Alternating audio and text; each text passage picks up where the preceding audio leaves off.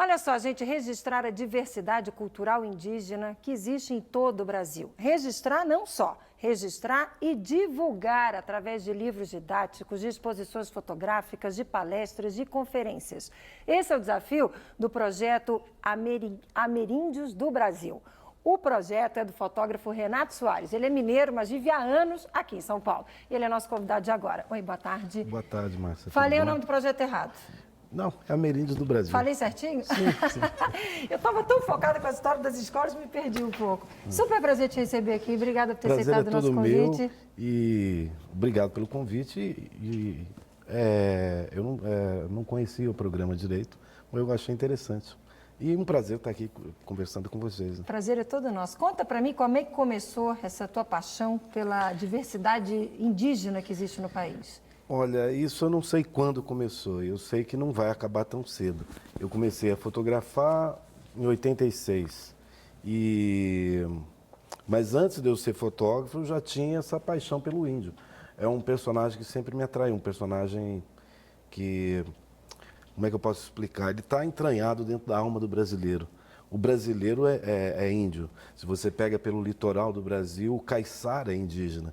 Em Manaus você vai ver o índio andando pelas ruas, em Belém, no Amapá, em vários estados brasileiros. Em Minas também você vai ver. São Paulo? São Paulo também.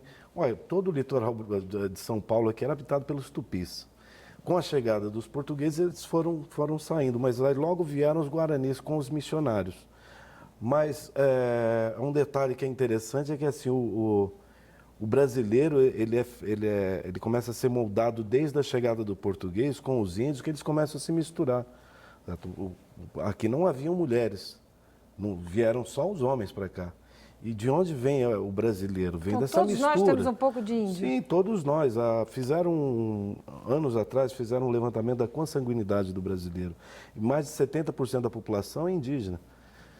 É que você vê o sujeito lá com a cara de índio, jeitão de índio, e aí pergunta para ele, você tem parente índio? Não, meu avô era holandês, certo? Nós tentamos eliminar esse personagem índio, criamos o programa de índio como se fosse uma coisa ruim, sendo bem honesto, não é muito melhor do que o nosso programa. O nosso programa é que está um tanto quanto estranho, né? As pessoas aqui hoje quase que não se conversam, elas estão ali dentro de uma caixinha conversando pelo celular ou pelo computador, e dentro de uma aldeia você vai ver um velho contando histórias, as crianças brincando juntas. Me lembra um pouco a minha infância, né? Que a gente... E as tuas fotos resgatam muito isso, né? Vamos colocar aqui, por favor, o Renato vai falando pra gente, vamos ver aí. Algumas fotos que você mandou pra gente, Renato. Isso é no Amazonas, aí é um Quarupi. E essa imagem é o Quarupi do Orlando Vilas Boas. Né? Isso é durante a festa do Quarupi. A cor das tuas fotos me chama muita atenção. Olha só como o colorido é belíssimo. Eu gosto do universo de cores. O índio é colorido, o Brasil é colorido.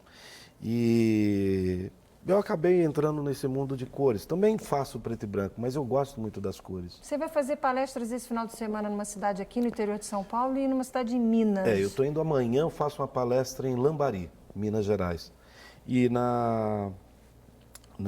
no sábado em São João da Boa Vista, São Paulo. E como é que na prática funciona o projeto? Quer dizer, quem estiver em casa, inclusive, vendo essas suas fotos, se quiser ter acesso às fotos, às palestras, às conferências, como é que funciona? Pode entrar em contato através do site, tem meu e-mail,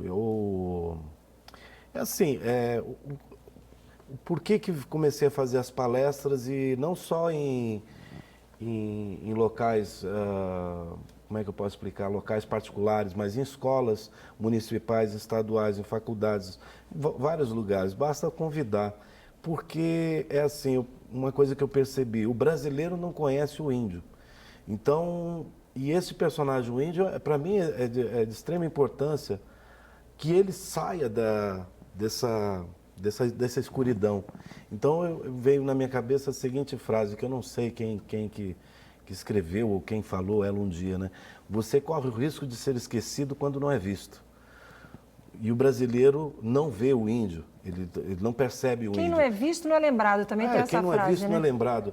E vamos lá, deixar o índio isolado na floresta? Como assim?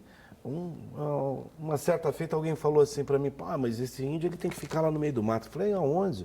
Ele tem direito à tecnologia, como nós temos, ele tem direito a evoluir, como nós temos. E bacana que parte do dinheiro isso. desse trabalho vai 33%, se não me engano, né? 33% de tudo que é arrecadado comercialmente vai para eles. Por exemplo, o maior mercado que eu trabalho é o mercado editorial didático.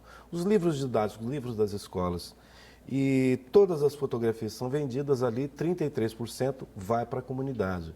E isso é uma coisa mensal e sistematicamente. Eu tenho um contrato de cessão de uso de imagem com eles, porque ele tem uma imagem, nós temos que respeitar essa imagem e nós temos que pagar por ela.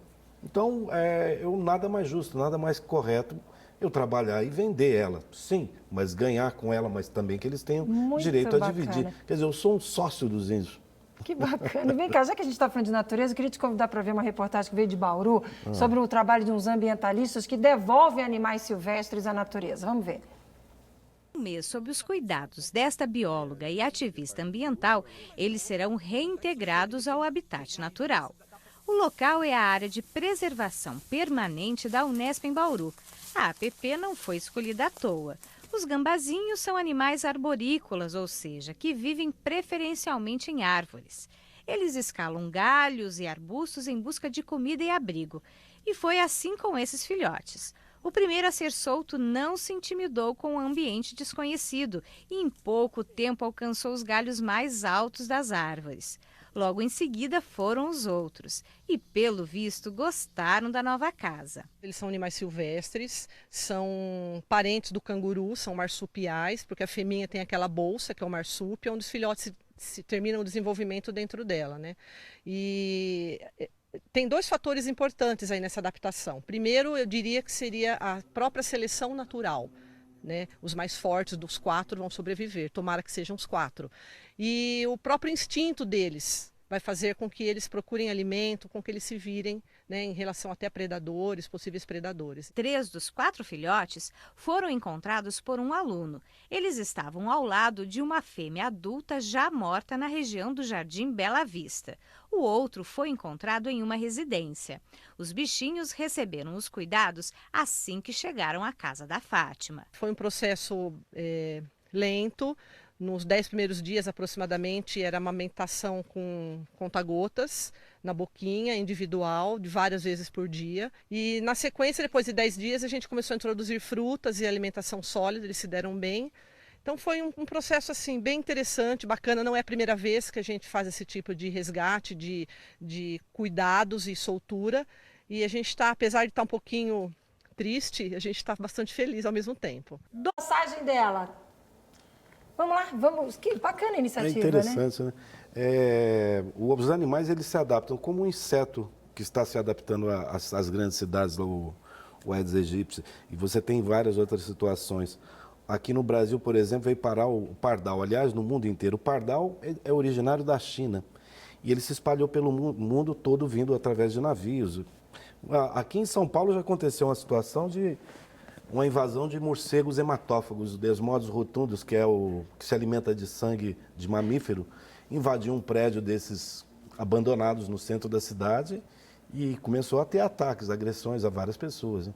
Então, esse trabalho de ambientalistas é super importante, super importante. Né? Voltar o animal para o meio selvagem, mas ele acaba vindo para as cidades porque as cidades já invadiram a floresta. Né? E falar em floresta, como é que é o contato de um mineiro que mora em São Paulo há mais de 30 anos e de repente fica no meio do mato aí acompanhando a vida dos índios? Como é que é essa experiência? Olha, são viagens e viagens. Por exemplo, eu saí agora, esse ano, fui para a Serra do Tumucumaque, fotografar os índios Uaiana e Apalai.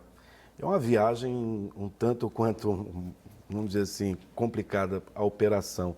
Você sai de São Paulo, vai para Macapá, dali você pega um carro até Laranjal do Jari, depois você pega um avião que vai andar 3 horas voando, vai voar 3 horas e te deixar numa pista no meio de uma floresta na aldeia.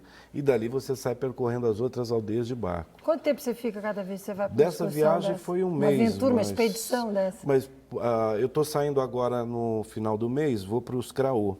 Vou passar o ano novo na aldeia dos Craô, que é no Tocantins. Daqui de carro para lá são 2, vou chegar no 3º dia lá na aldeia. Você vai de carro? Vou de carro. Vamos com uma equipe, eu fui contratado para fazer uma direção de fotografia, mas eu vou aproveitar o meu trabalho, fotografar também, né? Que bacana. Depois, no ano que vai, eu devo ficar uns 45 dias. Saio de lá, acabo o trabalho com a equipe lá, e aí eu saio sozinho e vou para os Carajá, no Araguaia. Do Araguaia, devo me encontrar com outros povos dali, volto aí, vou ao Xingu já, isso já é lá para junho, maio, Então junho. você já está com a agenda do ano que vem praticamente... Mais ou menos, não existe assim um roteiro. Por exemplo, o Xingu, eu estou indo para fazer um documentário sobre o meu trabalho. Lá eu fico uns 2 a 3 meses. Renato, vamos disponibilizar seu contato para quem já está em casa querendo te conhecer melhor. Como é que chega em você? Bom, renato@imagensdobrasil.arte.br. Então vamos lá, Renato@imagens, tudo junto. Tudo junto. Do Brasil. .arte.br. E esse arte é arte com E no final? ART, não, ART, temudo. arte de temudo. Será que a gente consegue colocar aí? Renato, tá no ar, gente, obrigada. Renato@imagensdobrasil.arte com temudo. Renato, belo trabalho, parabéns. Eu que agradeço. Super prazer. De vez em quando você puder mandar pra gente pro WhatsApp umas fotos tuas aí Com dessas certeza. suas viagens, a gente vai ilustrando aqui o nosso repórter Tá São bom. Paulo. Eu eu já divulguei que eu ia estar em entrevista aqui hoje, espero que o pessoal esteja vendo lá. O pessoal lá também do espero. Bloco lá em Minas e o pessoal da Bahia lá do Fotoclube do Sertão. Ok, Renato, obrigada pela participação, sucesso, até uma próxima oportunidade. Muito Gente, boa agradecido. tarde, até amanhã.